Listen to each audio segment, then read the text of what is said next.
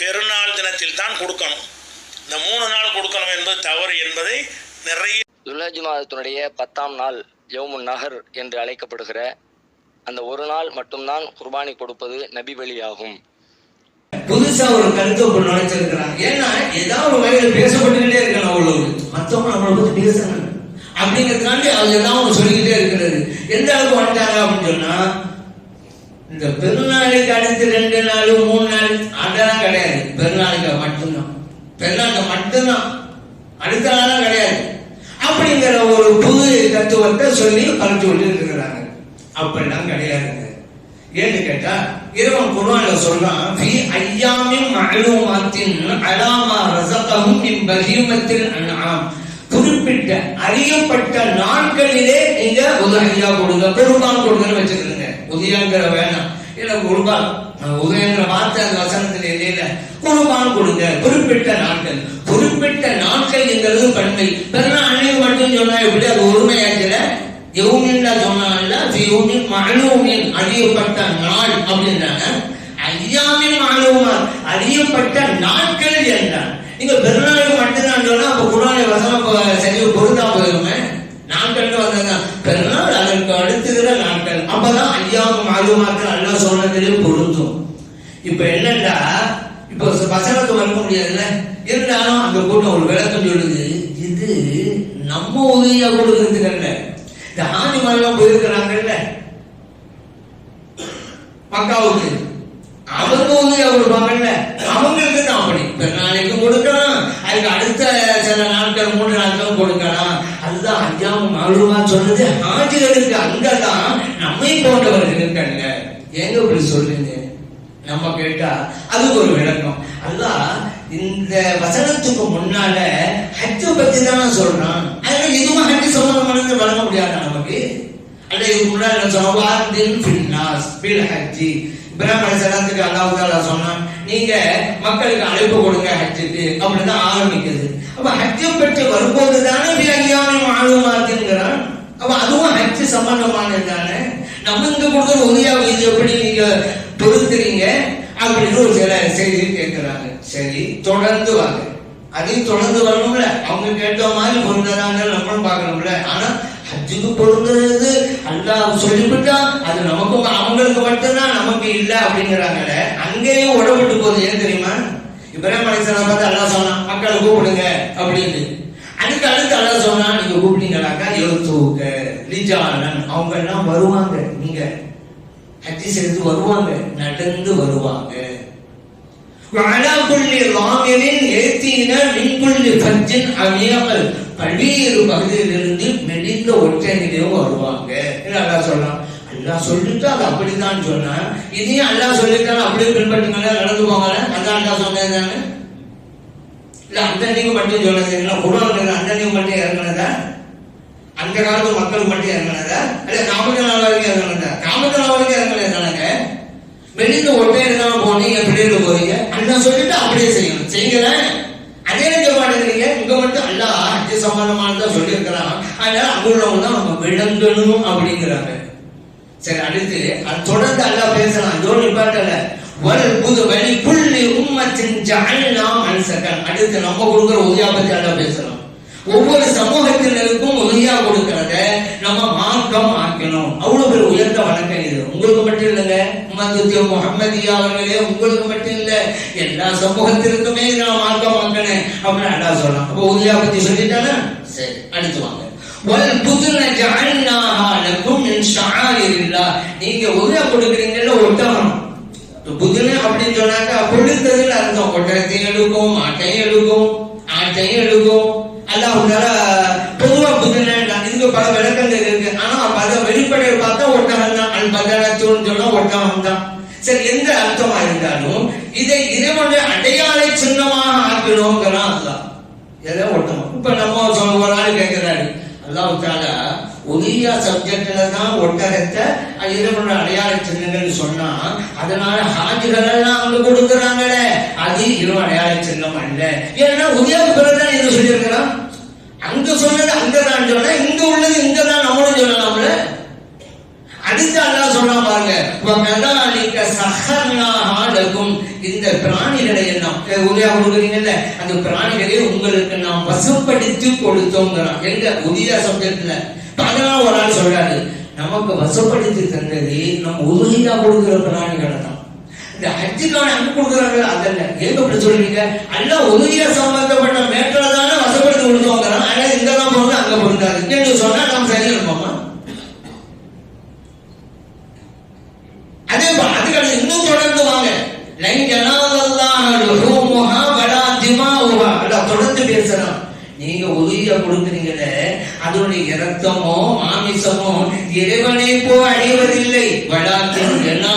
தக்குவா, அது உங்களிடம் இருக்கிற அந்த தக்குவா தான், எதை எச்சம் தான் அல்லாஹ் போய் சேருகிறது என்று அல்லாஹ் தலைவரா சொல்றான். ஒரு நாள் அங்கே வந்தாரு, அவர் என்ன சொல்றாரு, நீங்க உதவியா கொடுக்குறீங்கல்ல, அதுதான் அல்லாஹ் போய் சேராது, தக்குவா தான் போய் சேரும். ஏங்க அவன் ஆங்கிலம் அங்க கொடுக்க, அதுல ஏன் இது உதவியா பற்றி உள்ள மேட்டை சொல்லும் போது அல்லாஹ் அந்த வசனத்தை சொல்லி இருக்கிறான் என்று ஒருவர் சொன்னால் அது சரி எப்படி இருக்கலாம் இல்லையா, அல்லது மறுப்பு இருக்கலாம்? ஏங்க சம்பந்தம் எல்லாம் அறுப்பு சம்பந்தமா வருகிறது. இங்க உள்ளது அங்க பொருந்தும், அங்க உள்ளது இங்க பொருந்தும். இதை கூட விளக்க தெரியாதா?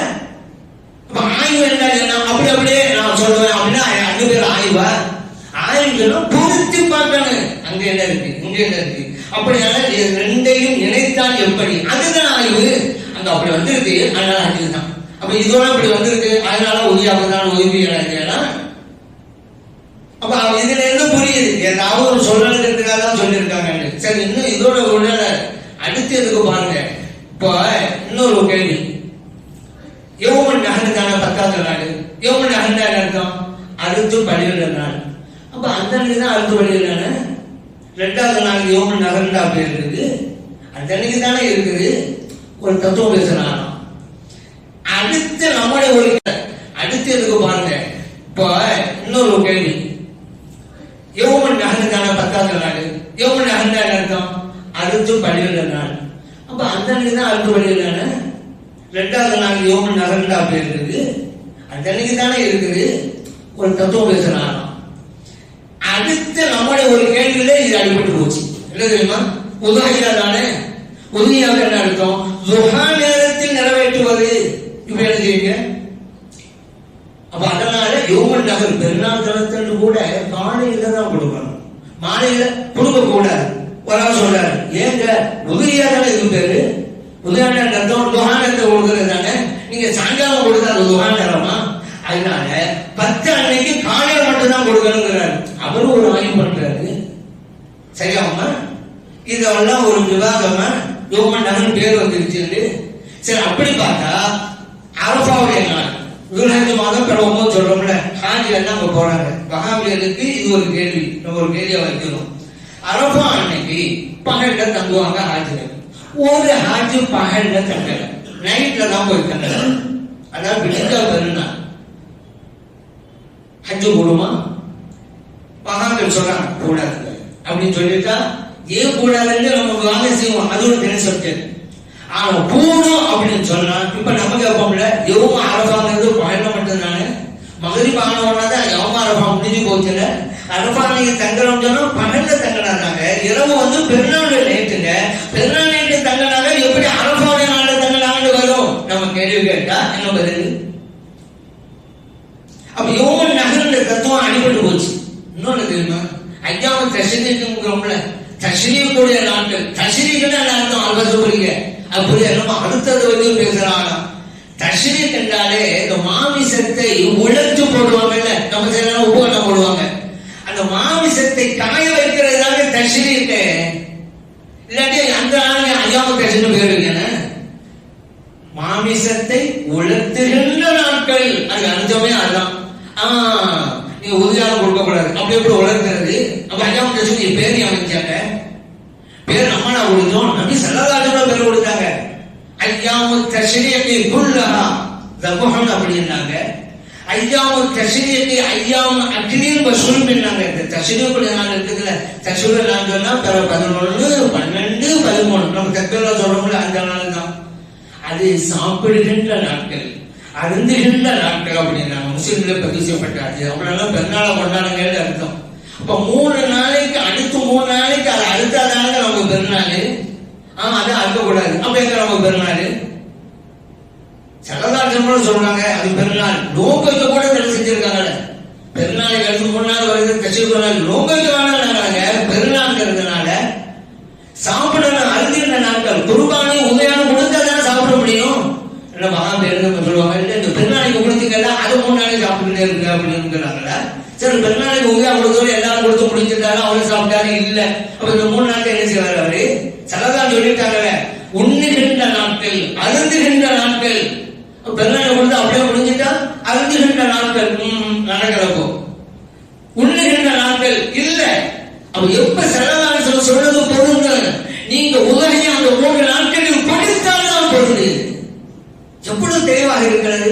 ஐயாம மாலுமாத்து ஹஜ்ஜுக்குன்னு இருக்கிறான். அப்ப இந்த அதிசயம் என்ன செய்யறது?